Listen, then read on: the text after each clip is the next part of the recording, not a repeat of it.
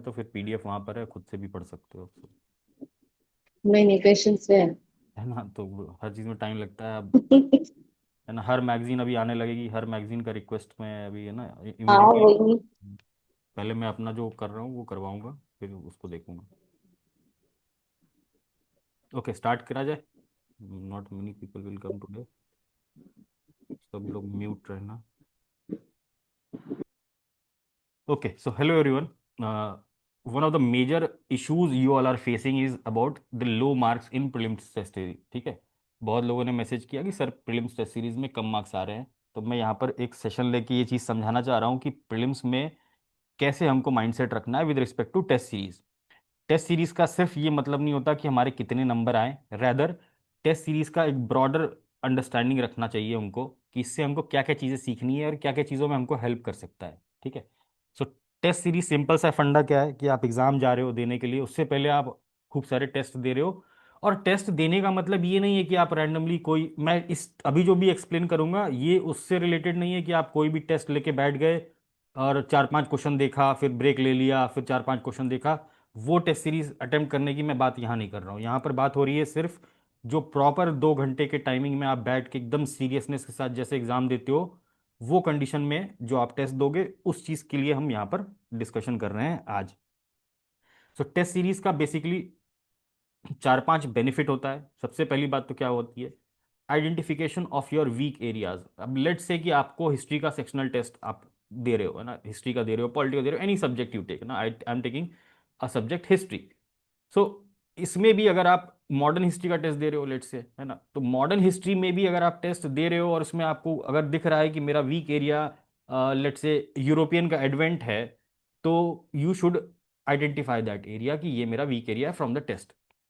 Similarly polity में, है ना, इन केस यू फील कि हाँ पार्लियामेंट वाला चैप्टर मेरा वीक एरिया है, उसके क्वेश्चंस में से गलत हो रहे हैं या उसके कॉन्सेप्ट्स में से गलत हो रहे हैं, then that is a weak area. So test series जब आप दोगे, है ना, तो मल्टीपल टाइप्स ऑफ क्वेश्चंस आप देखोगे उसमें, उससे आपको ये समझ में आएगा कि मेरा दिमाग कैसे चल रहा है। आई हैव सम इंफॉर्मेशन, मैंने कुछ पढ़ा है, कुछ नॉलेज है, and how I am applying that.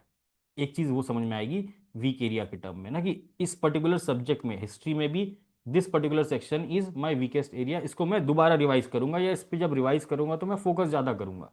So number one बात टेस्ट सीरीज से हमको क्या समझ में आती है कि हमारे वीक एरियाज क्या हैं, especially from the sectional test. Full and test में भी आपको समझ में आएगा कि मेरा वीक एरिया कौन सा है, बट ये चीज़ आपको सेक्शनल से ज़्यादा क्लैरिटी मिल जाएगी, क्योंकि सेक्शनल में लगभग हर एक टॉपिक से क्वेश्चंस हैं। ठीक है, और मेजॉरिटी ऑफ द चीज़ें जो भी प्रीवियस ईयर क्वेश्चन है या जो स्टैटिक सोर्सेज है उनसे ही पूछी जा रही हैं। सो बी वेरी श्योर कि you don't do any mistake, या जो तुम्हारा ये कमजोर एरिया है किसी भी सब्जेक्ट का, आइडेंटिफाई करना है उसको, and then revise that particular thing मोर।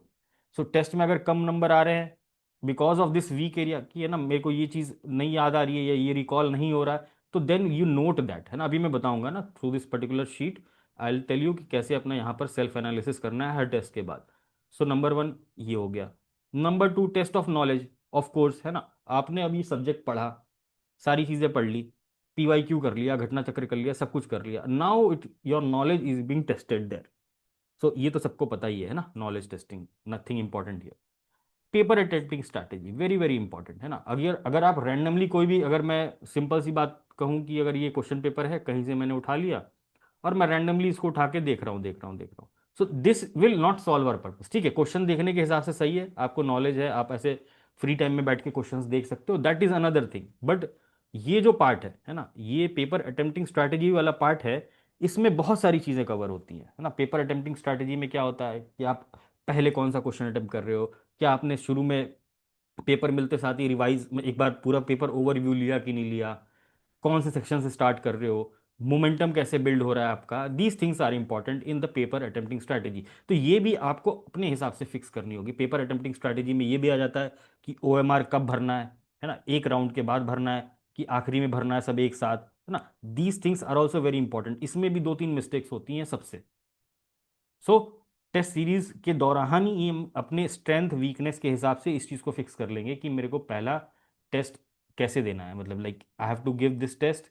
पहले मैं 10 10 मिनट अपना क्वेश्चन पेपर देखूंगा, I will identify the reasons, then I will move to the first round, है ना। फर्स्ट राउंड में कैसे अटेम्प्ट करेंगे, सेकंड राउंड में कैसे अटेम्प्ट करेंगे, ओएमआर फर्स्ट राउंड के बाद भरेंगे कि लास्ट में एक साथ भरेंगे, पेंसिल से भरेंगे, पेन से भरेंगे, बहुत सारी चीज़ें होती हैं, सबके अलग अलग तरीके होते हैं। So I will talk about this thing also. But ये अटेम्प्टिंग स्ट्रैटेजी भी आपको थ्रू टेस्ट सीरीज फिक्स करनी है, क्योंकि यहाँ पर भी गलतियाँ होती हैं वाइल अटेम्प्टिंग। टाइम मैनेजमेंट का यहाँ पर सबसे बड़ा गड़बड़ होता है। सो इस चीज़ को हम यहाँ पर फिक्स करेंगे। Then comes the test series में silly mistakes. Silly mistakes again, correct incorrect पढ़ लिया, है ना, ऑप्शंस गलत समझ लिए, these things are counted under silly mistake. So silly mistake भी हम यहाँ से आइडेंटिफाई करेंगे थ्रू टेस्ट सीरीज। तो बेसिकली तीन चार पर्पस होता है टेस्ट सीरीज का। जो एक्चुअल पर्पस होता है, जो आपको कुछ चीजें सिखा के जाएगा, बट वो सीखोगे आप कैसे? जस्ट टेस्ट दे के ऐसे कोने में रख देने और सिर्फ नंबर जोड़ के खुश हो जाने या दुखी हो जाने से काम नहीं चलेगा। ठीक है, नंबर अच्छे आ रहे हैं, वेरी गुड।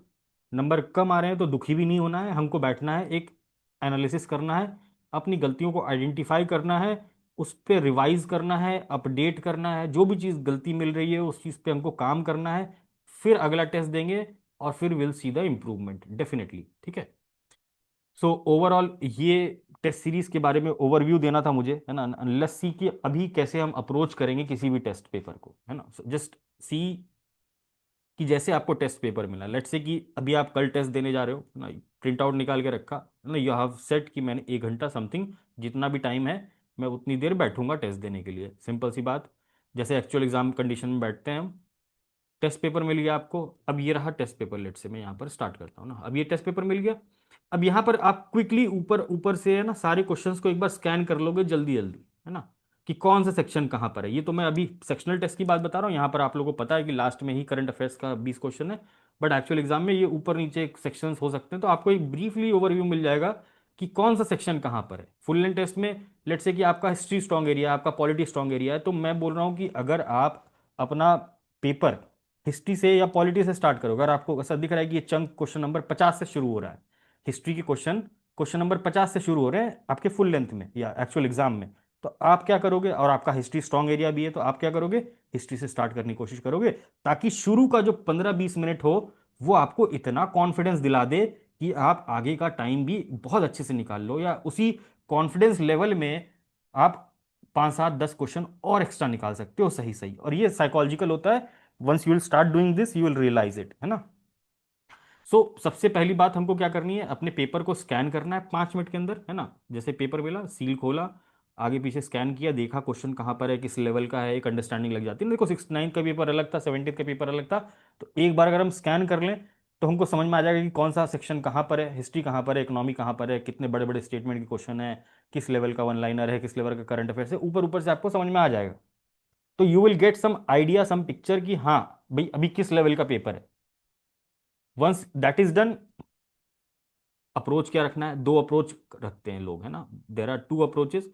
या तो आप अपने स्ट्रेंथ वाले सब्जेक्ट से शुरू कर लो, या आपको इस बात का अगर एहसास हो चुका है ना, like see you can do do things, है ना, आफ्टर वन, है ना। क्या तो क्या करेंगे, start with your strength subject. या तो आप अपने स्ट्रेंथ सब्जेक्ट से स्टार्ट करो, क्वेश्चन नंबर 50 से, लेट से हिस्ट्री है तो हम क्वेश्चन नंबर 50 से पहले हिस्ट्री खत्म कर लेंगे, फिर हम पॉलिटी पे आएंगे, फिर लेकिन उस स्ट्रैटेजी में आने के लिए फिर आपको बहुत ज़्यादा प्रैक्टिस करना पड़ेगा, ताकि टाइम मैनेजमेंट का इशू ना हो। दूसरी बात, अब आपको ये बात तो समझ में आ ही चुकी होगी कि 150 क्वेश्चन है, 150 क्वेश्चन मुझे देखना ही है, चाहे मैं शुरू में देख लूँ चाहे मैं बाद में देख लूँ। अगर आपके पास शुरू के क्वेश्चंस ऐसे आ रहे हैं, लेट से साइंस एंड टेक का आ गया क्वेश्चन, है ना, आपके सेट में शुरू के 20-25 क्वेश्चन साइंस एंड टेक के हैं, और आपका दिमाग एकदम से उड़ गया कि मेरे को तो इसमें से 10 आ ही नहीं रहा है, हवा ही नहीं लग रही है मुझे। अब आप बताओ कि आपका इमोशनल लेवल, आपका कॉन्फिडेंस लेवल क्या होगा। But in case you have been mentally prepared, अगर आप मेंटली प्रिपेयर्ड अभी से होके जा रहे हो और इस बात को समझ के जा रहे हो कि 150 क्वेश्चन मेरे को देखना ही देखना है, चाहे मैं इस तरीके से जाऊं चाहे मैं इस तरीके से जाऊं, लेकिन मैं इस बात को समझता हूं कि 1 से 50, अगर शुरुआत में कोई क्वेश्चन मुझे नहीं आ रहा है या बहुत टफ लग रहा है, तो मैं पैनिक बिल्कुल नहीं करूंगा, करूंगी, है ना। इस बात को क्लैरिटी से रखेंगे, then you go for this particular second approach, कि मुझे ये 150 क्वेश्चन तो करना ही है। और दूसरी बात यह है कि मुझे इमोशनली भी स्टेबल रहना है, कि क्वेश्चन का नेचर मेरे को डिफिकल्ट भी मिल सकता है शुरू में, टफ भी मिल सकता है, इजी भी मिल सकता है, मॉडरेट भी मिल सकता है, कुछ भी मिले, मुझे 150 के 150 क्वेश्चन देखने हैं और अपना 100% हर क्वेश्चन में लगाना है, अपना 100% दिमाग इन द सेंस। ठीक है। सो पहले अप्रोच में क्या कर सकते हो आप, पेपर मिला, फ्लिप किया, 5 मिनट देख लिया कहाँ पर क्या है स्ट्रेंथ, मतलब सब्जेक्ट का डिस्ट्रीब्यूशन कहाँ पर कैसे है, and then you start with your strength subject. फिर अपने उस हिसाब से मूव करते रहो पेपर में। लेकिन इसमें क्या होगा कि आपको समझ में नहीं आएगा, अब बार बार पेज पलटोगे, कौन सा क्वेश्चन छूट गया है, कौन सा किया है, कौन सा नहीं किया है, कौन सा सेक्शन छूट गया है। These things will cause confusion, और यहाँ पर 10 15 20 मिनट टाइम वेस्ट होगा, है ना, in the process it self. क्या पेज पलटोगे, इधर देखोगे कौन सा क्वेश्चन सही मार्क किया है, फिर ओएमआर ढूंढोगे, तो this will be a little bit complicated, but those who want to do this they can try this also. अभी टेस्ट है, टेस्ट में आप एक टेस्ट में ये ट्राई कर लो, एक टेस्ट में ये ट्राई कर लो, है ना। सो अब इसमें क्या करना है कि भैया पेपर देख लिया, ठीक है, अब हम क्वेश्चन नंबर 1 से स्टार्ट कर रहे हैं, है ना। अब क्वेश्चन नंबर 1 से स्टार्ट किया, यहां देखो आप, ये रहा टेस्ट पेपर, मैंने क्वेश्चन नंबर 1 देखा। State the correct sequence of words mentioned in the preamble of the constitution. अब बहुत इजी क्वेश्चन है, इजी मतलब अपने को बिल्कुल पता है ना। यहां पर जल्दी से ऑप्शन देखा, जस्टिस, इक्वालिटी, लिबर्टी, फ्लैटर्निटी है, समथिंग लाइक दिस, है ना। यहां पर हमने लिख दिया 1। अब ये 1 2 3, यहां पर क्वेश्चन में नंबरिंग जो करेंगे आप, 1 कर लो, स्टार कर लो, whatever it is, you fix 1 star, जो भी करना है यहां पर। इसका मतलब क्या है कि ये 100% श्योर क्वेश्चन है, ठीक है। मतलब ये आंसर आपको 100% पता ही पता है। करेक्ट सीक्वेंस ऑफ वर्ड में प्रेम्बल है ना, we the people of India having sovereign resolve secular socialist, है ना, जो भी है, लिबर्टी, इक्वालिटी, फ्रैटर्निटी, जस्टिस, जो भी है ना, what ever is the option. आपको ये क्वेश्चन अगर पता है 100%, तो आप यहाँ पर ऊपर क्या करोगे, यहाँ 1 मार्क करोगे, स्टार मार्क करोगे। दिस मीन्स व्हाट, कि ये 100% श्योरिटी आपको पता है कि इसका आंसर इसके अलावा कुछ नहीं हो सकता, है ना, आपको 1 नंबर पक्का मिल रहे हैं। Getting my point. Moving to the second question. अब पहला क्वेश्चन हो गया, बहुत आराम से देखा, है ना, एकदम टिक कर लिया, यहां पर 1 लिख लिया, मतलब अब मैं कितनी बार भी आ जाऊं अगले 2 घंटे में, ये जवाब बदलेगा नहीं इसके बाद, है ना। इसका मतलब ये है, हमको इसके पीछे अब 1 सेकंड भी टाइम वेस्ट नहीं करना है, एक्सेप्ट कि हम ओएमआर में भरेंगे इसको। क्वेश्चन नंबर 2 पे है, which of the following with reference to Indian constitution consider the following statement, preamble was part of the constitution of India from the beginning, preamble can be amended under article 368, है ना, preamble is justiciable in nature. ठीक है, तो अब पता है कि गलत है, करेक्ट पूछ रहा है ना, करेक्ट इनकरेक्ट भी सबसे पहले क्वेश्चन पढ़ते समय करेक्ट इनकरेक्ट जरूर देखेंगे ना, करेक्ट पूछ रहा है, इनकरेक्ट हो रहा है, यहाँ पर हाईलाइट कर लेंगे, अंडरलाइन कर लेंगे, and then you will go to read the question. अब यहाँ पर मान लो कि आपको डाउट हो रहा है कि ये दो, ये दो आंसर्स में डाउट है, ये दो तो हटा दिया मैंने, लेट से कि यू आर श्योर कि ये दो आंसर्स तो है ही नहीं, but you are having confusion कि 1 2 सही है, 1 3 सही है ना, और टाइम लग रहा है आपको रिकॉल करने में। तो दो आंसर्स जब आपने एलिमिनेट कर दिया, तो हम यहां पर इस क्वेश्चन के ऊपर लिख देंगे 2। 2 मतलब क्या, कि हो गया है 50-50 केस। ठीक है, तो ये 50-50 केस में आपके जा रहा है। लास्ट में जब आप सेकंड राउंड में आओगे, तो then you will be focusing on this 2 50-50 वाला क्वेश्चन, और इसको मार्क करोगे आप फाइनल डिसीजन लेके। देन कम्स थर्ड, है ना, सिमिलरली इस तरीके से आप, है ना, सारे क्वेश्चंस में मार्क करते चले जाओगे 1 2 3। अब 3 है ना, 1 2 3 पे ही रुकेंगे, जैसे ये वाला क्वेश्चन है, let's say which commission recommended state reorganisation based on the administrative convenience, rejected one language one state, है ना, कंसिडर्ड दिस। अब ये चूंकि फैक्चुअल नेचर का क्वेश्चन है, अब इसमें से आपको ना तो ये आपको पता ही नहीं है कि ये है, बोथ तो नहीं है ना, नन भी नहीं होगा। अब इसमें से आपको दोनों नहीं पता, तो अगेन ये 50% वाला क्वेश्चन बन जा रहा है, इसके ऊपर फिर से 2 मार्क कर देंगे। If you don't know, if you know कि हाँ ये सही है, मतलब यहां पर 1 मार्क कर देंगे। In this case you will just keep marking, है ना, जैसे नॉर्मल पेपर अटेम्प्ट करते हैं, 1 नंबर से स्टार्ट किया, मार्क करते चले गए।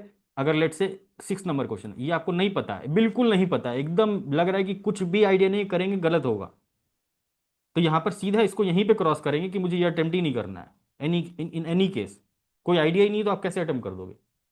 तो जस्ट डू दीज थिंग्स। 1 2 3, 3 में भी कि एकदम ये रैंडम है ना, ये वाला 3 में चला जाएगा, मतलब कि ये करना ही नहीं है, रैंडम है।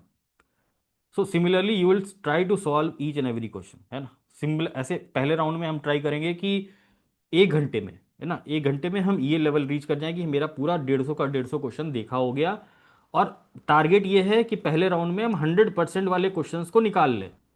अब आप 150 क्वेश्चन में देखोगे कि आप, है ना, डिसेंट लेवल ऑफ प्रिपरेशन के साथ 60-70 क्वेश्चन आप एकदम आराम से निकाल ले जाओगे वहां पर। ठीक है, पेपर ऐसे डिजाइन होता है कि उसमें इजी क्वेश्चंस भी रहते हैं और टफ क्वेश्चन भी रहते हैं, मॉडरेट लेवल के क्वेश्चन भी रहते हैं। तो इजी लेवल के क्वेश्चंस ऐसे होंगे जो आप 60 के आसपास आराम से निकाल के ले जाओगे। So we will try to mark these 1 2 3, है ना, 1 2 3 मतलब 1 मतलब 100% श्योर है, 2 मतलब 50-50 एलिमिनेट कर दिया है, और 3 मतलब कि रैंडम है ना। रैंडम मतलब कि you have no idea, clueless. जैसे लास्ट के ईयर में क्वेश्चन कुछ फैक्चुअल वाला पूछ लिया था कि इतना परसेंट जीडीपी है या इतना परसेंट ग्रोथ रेट बताया है। तो those things if you don't know, और चारों ऑप्शन आप देख रहे हो, चारों में से किसी का भी आपको कोई आइडिया नहीं है, तो उसमें अटेम्प्ट करना मतलब आप you are getting into the negative mark zone. और वो भी खुद से, जहां पर आपके पास दो ऑप्शन एलिमिनेट, आप एक भी ऑप्शन एलिमिनेट कर दो तो भी आप रिस्क ले लो मेरे हिसाब से। बट स्टिल, अगर चारों नहीं पता है तो फिर वो चीज आपको निगेटिव ही दे के जाएगी अल्टीमेटली। एक दो पॉजिटिव मिल जाए तो मिल जाए, otherwise that will be negative. So बहुत कॉन्शियसली इस चीज को टेस्ट करेंगे थ्रू दीज टेस्ट, है ना। ये पेपर भी मैंने जो डिजाइन किया है, सारा इसी तरीके से डिजाइन किया है कि ताकि आपकी सारी गलतियां या जो सारी गलतियां होती हैं बच्चों से, वो सारी कवर हो जाए। अब हो गई बात, ये टेस्ट दे दिया, मॉडल आंसर देख लिया। अब 1 घंटा बैठना है टेस्ट के बाद और सेल्फ एनालाइज करना है कि मेरी गलती कहाँ हो रही है, कहाँ पर स्कोप ऑफ इम्प्रूवमेंट है। अगर 70 नंबर भी आ रहे हैं तो भी आपको एक बार ये काम करना ही करना है कि आपको ना गलती कहाँ हो रही है मेरे से। अगर मेरे से 20 क्वेश्चन भी गलत हुए हैं तो उनमें से 4 गलत तो ऐसे होंगे जो मैं अवॉइड कर सकता था या कर सकती थी।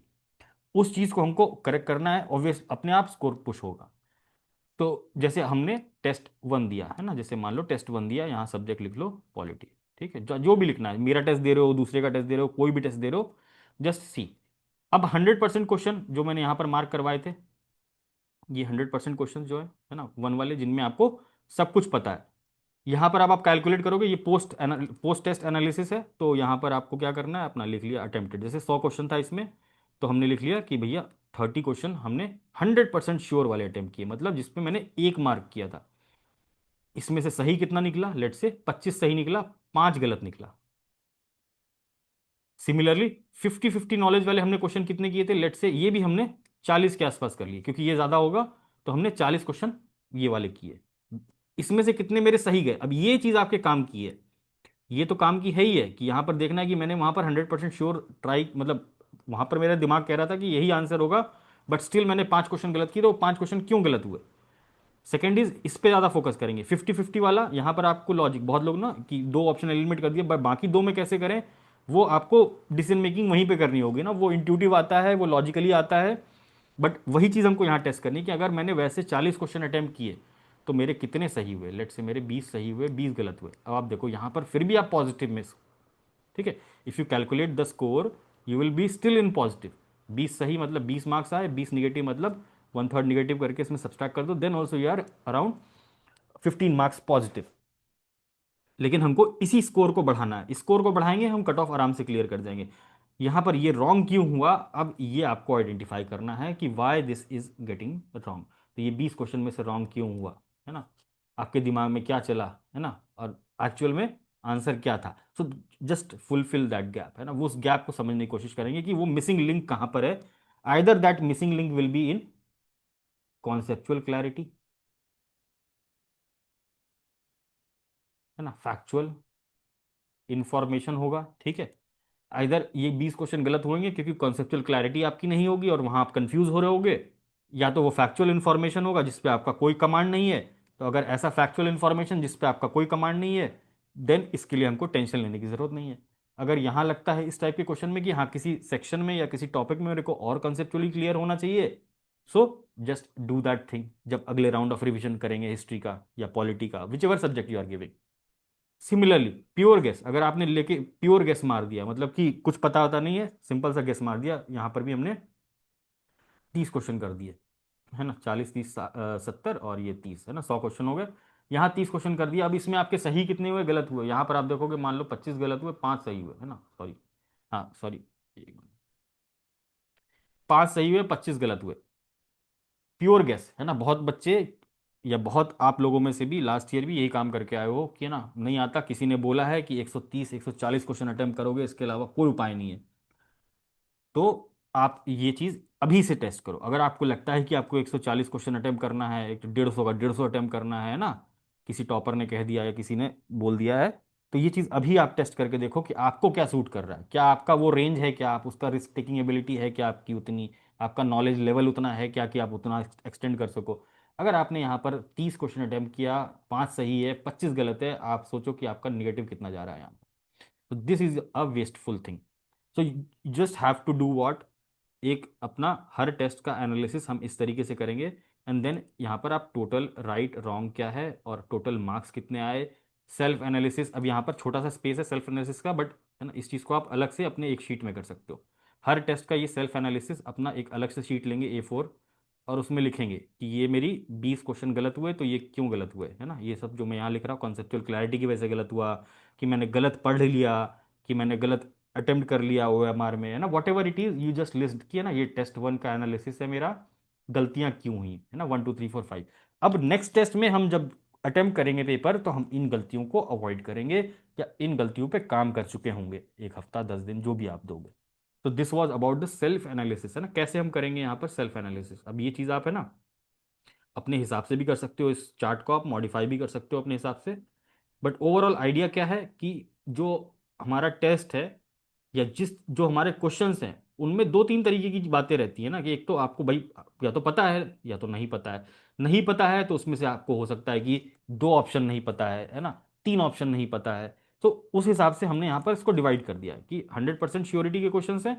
आप यहाँ पर क्लियरली एक बार अपना एस्टिमेट करो कि भाई मैंने इतना अटेम्प्ट किया और मेरा इतना सही जा रहा है इतना गलत जा रहा है, तो मुझे पता चलेगा ना कि मेरा जो एक्चुअल उस 2 घंटे में प्रॉपर वाले माइंडसेट में, टेस्ट वाले माइंडसेट में मेरा दिमाग कह रहा है कि ये सही आंसर है, और फिर भी मैं 5 गलत कराया।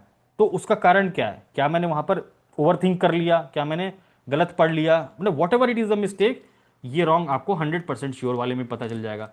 50-50% वाले में आपको पता चल जाएगा कि आपका इंट्यूशन, आपका लॉजिक कैसा चल रहा है कैसा नहीं चल रहा है ना, किस आपके दिमाग में क्या आया कि ये 2 ऑप्शन बचे थे, मैंने यही क्यों मारा, मैंने ये क्यों नहीं मारा। ये चीज़ आपको समझ में आने लगेगी अपनी, है ना, you will have a self analysis of your self.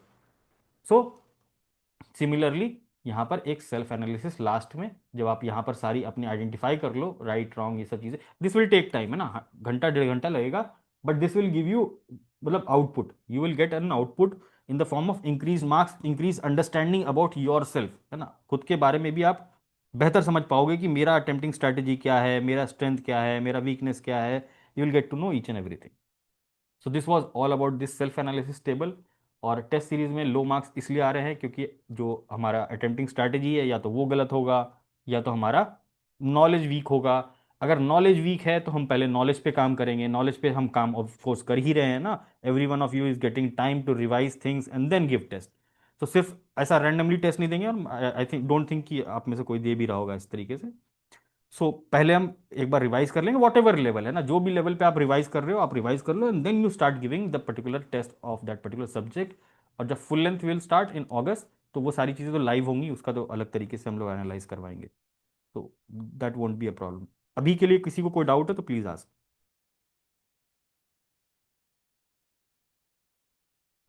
Love, anyone please ask. Test से रिलेटेड किसी को डाउट हो please ask. Good afternoon sir. Yes Sumit.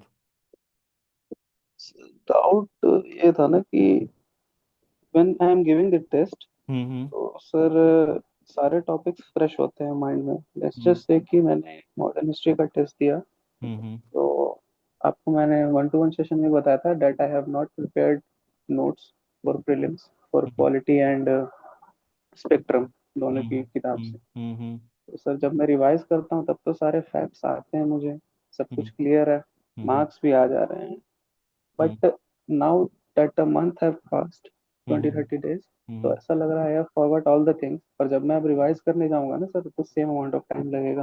हम्म ये सर थोड़ा, इसको क्या मतलब, अगर मैं जाऊंगा थोड़ा कम तो टाइम लगेगा, बट कुछ कुछ टॉपिक्स हैं जैसे कि एंग्लो मराठा वॉर हो गए, हम्म यूरोपियन का वो हम्म, इंडो फ्रेंच वॉर हो बिल्कुल गया, बिल्कुल। या फिर नेक्स्ट देख लो लास्ट में।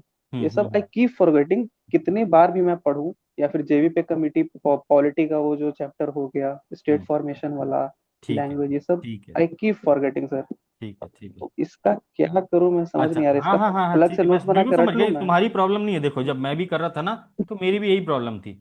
ऑफ कोर्स सारी चीज़ें आपको थोड़ा ना याद रहेंगी। मैं बोल रहा हूँ कि यू विल अंडरस्टैंड कॉन्सेप्चुअल वाला पार्ट समझ में आएगा, बट वो जो फैक्चुअल डेट वाली चीज़ें हैं, या स्पेसिफिकली कुछ कुछ एरियाज होते हैं, जैसे बहुत लोगों का मेडिवल हिस्ट्री वाला एरिया होता है कि उसके फैक्ट्स याद नहीं होते, सिंपल सिंपल से भी फैक्ट्स याद नहीं होते ना। तो वो सारी चीज़ों का एक लिस्ट बना लो अलग से, अलग से एक लिस्ट बना लो यस सर। कि यस मेरे सर। को हिस्ट्री में है ना इन सब्जेक्ट्स पे लास्ट में ज्यादा फोकस करना है, या इनको लास्ट में रिवाइज करना है, क्योंकि अभी तुम रिवाइज करोगे फिर भूल जाओगे। लेकिन that that is really frustrating sir, कि मतलब मैं क्रोनोलॉजी भी भूलता हूँ एंशिएंट का कभी कभी इजी, अरे नहीं मतलब ठीक है वो बृहदत्त के बाद कौन है। हाँ नहीं हाँ, वो तो ठीक है, तो वो चीज तुमको लिख के रखनी है कि तुम्हारी प्रॉब्लम क्या है। बात समझ में आ रही है? तुम लिखो, एक यस सर। पेपर लेके बैठे रहो, अपना एक डायरी बना के रखो, है ना, कि मेरे को हिस्ट्री में क्या दिक्कत होती है, क्रोनोलॉजी, है ना, मैं when will I see this chronology, I see this before exam, मतलब अगस्त में मैं एंड में देखूंगा एक बार इस चीज को वापस से, है ना, ये मुझे ट्रबल करती है, तो just plan according to that. Yes sir. ये करना ही पड़ेगा, बिकॉज ना जो तुम रिवीजन स्ट्रैटेजी बोल रहे हो अभी, let's say if you are studying economics, yes sir. है ना, जैसे अभी सब्जेक्ट चल रहा है हमारे इकोनॉमिक्स, है ना, अगर अभी इकोनॉमिक्स पढ़ रहे हो तो ऑफ कोर्स तुम अभी हिस्ट्री की टेंशन नहीं ले सकते ना। मैं मान रहा हूँ कि भाई हम्म। तुमको हिस्ट्री नहीं याद होगी अभी, और पेपर इतना टफ भी नहीं होगा कि तुमको वो बेसिक चीज़ें नहीं आएंगी, बट उसको फिर से रिवाइज करेंगे ना, अभी तो टाइम है, 2 महीना है, अभी तो रिवीजन वाला प्लान करवाएंगे ना, अभी तो पहले टेस्ट खत्म होने दो इकोनॉमी। और जो वो दिक्कत आ रही है कि मेरे को इस सब्जेक्ट में ये दिक्कत आती है, जैसे बहुत लोगों को जीडीपी वाले में, जीडीपी एनएनपी उनके फॉर्मूले और में दिक्कत आती है, इन्फ्लेशन का हम्म, कॉन्सेप्ट है, वो सबको समझ में आ हाँ। जाता है ना, कि भाई मनी जाएगा मार्केट में तो वो इन्फ्लेशन करेगा, मनी कम रहेगा तो ना, बेसिक सा फंडा वो क्लियर हो जाता है, वो कभी भी तुम सही करा गलत नहीं करके आओगे एग्जाम में। लेकिन जो फैक्चुअल वाली चीज़ है ना, यस सर। जीडीपी का फॉर्मूला और वो सब चीज़ें, एनएनपी और वो सब चीज़ें, तो वो कन्फ्यूजन वाला पार्ट तो लिख लो कि इकोनॉमी में मुझे ये चीज़ है ना एग्जाम से पहले देखनी है। अगर मैं एग्जाम से पहले इकोनॉमी हम्म। रिवाइज कर रहा हूँ, एग्जाम से पहले एक हफ्ते तुम सब चीज़ वापस से रिवाइज करोगे ना। Yes sir. अब समय ऐसा तो नहीं करेंगे कि हम पूरा पूरा एक एक लाइन पढ़ रहे हैं जैसे अभी पढ़ रहे थे, नहीं। उस वही वही दिक्कत होती है हाँ ना हाँ सर, हाँ, हाँ, तो वो रिवीजन चीज़ टाइम मैं पूरा चैप्टर ही लेके बैठ जा रहा हूँ, नहीं, तो वो गलत है ना। टाइम अभी चला मान लो कि जाता है। तुमने जो जहां से भी पढ़ा है ना, उसमें हम्म। बहुत सारी चीजें याद है, जो नहीं याद है उसको मार्क करो ना वहां पर, अपने नोट्स में, हम्म। या जो भी बुक पढ़ रहे हो, या जो whatever you are reading, वहां पर मार्क कर लो ना, यस या मार्क कर लो, अलग से लिख लो कि मुझे क्रोनोलॉजी में दिक्कत होती है, मुझे हिस्ट्री में मराठास में दिक्कत है, मुझे इसमें ये वाले पर्टिकुलर पोर्शन में दिक्कत है, जस्ट सर। उसको उस तरीके से अप्रोच करो। ठीक है सर।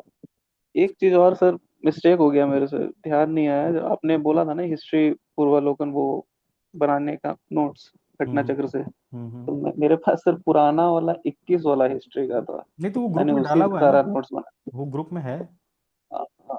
तो मैंने तो सर बना दिया 21 वाले से, 24 वाला रह गया, तो मैं सर बोल रहा था कि अगर किसी के पास नोट्स हो 24 वाले, क्योंकि दोबारा तो मैं नहीं बना सकता, अब तो समय नहीं है, नहीं नहीं, अगर उतना परेशान आपके होने की पास या जरूरत किसी। नहीं है, देखो अभी 2-3 साल का है ना, उसमें क्या रहता है, यूपीपीसीएस का पेपर रहता है, और इसका मोस्ट प्रोबेबली बीपीएससी का पेपर रहता है, एमपीपीसीएस। बीपीएससी का तुमने अलग से कर ही लिया है, यूपीपीसीएस हम्म। का अगर 2-3 साल का छूटा हुआ है तो वो डाउनलोड करके तुम उसको प्रैक्टिस कर लो, या उसके क्वेश्चन अच्छा। देख लो बस, और यूपीएससी के देख लो बस। ठीक। इससे ज़्यादा उसमें कुछ रहता ही नहीं है, 3 मेजर बातें रहती हैं, अच्छा।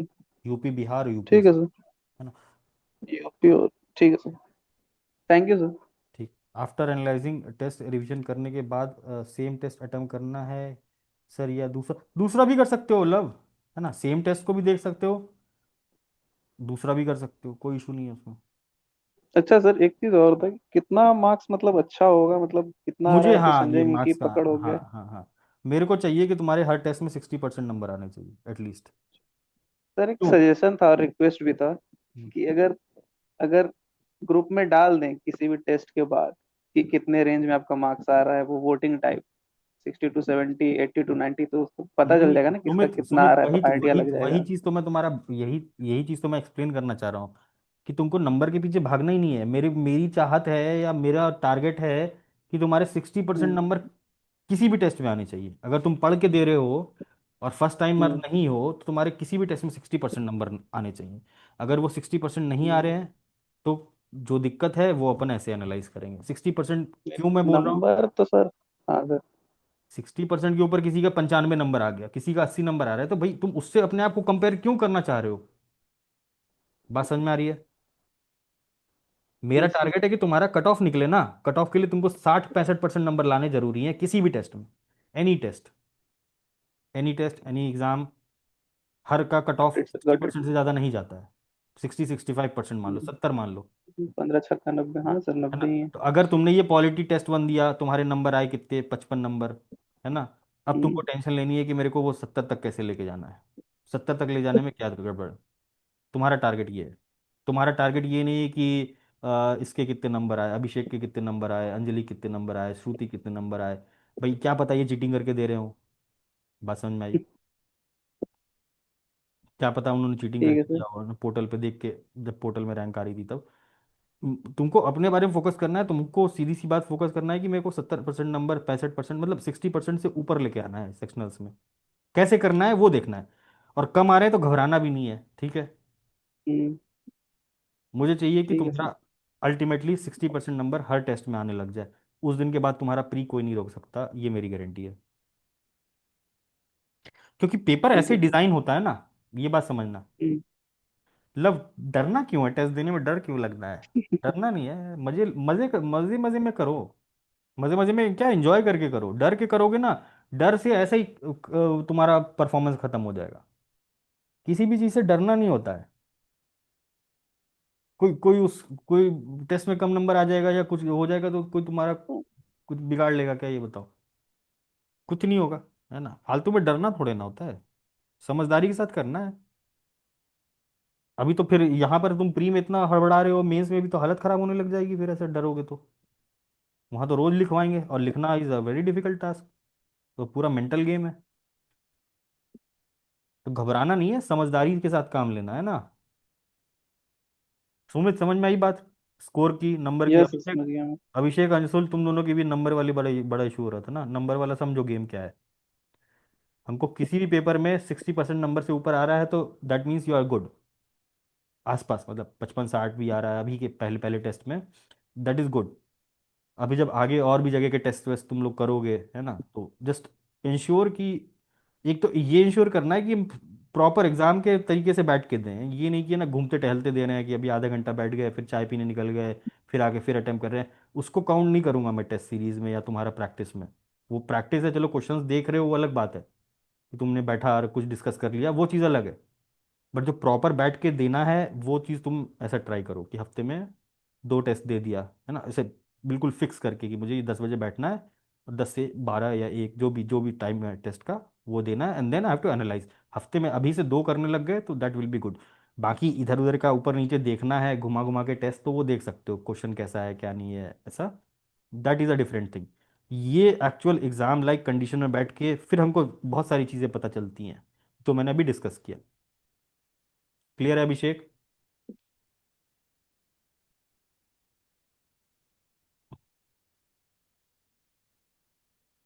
एनीवन एल्स, कोई डाउट है?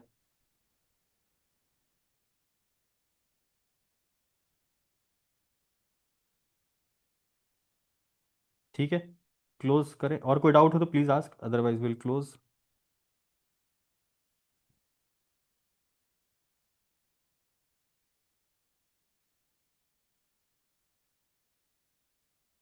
ठीक है, वी आर क्लोजिंग, है ना। In case anyone else has any doubt please let me know.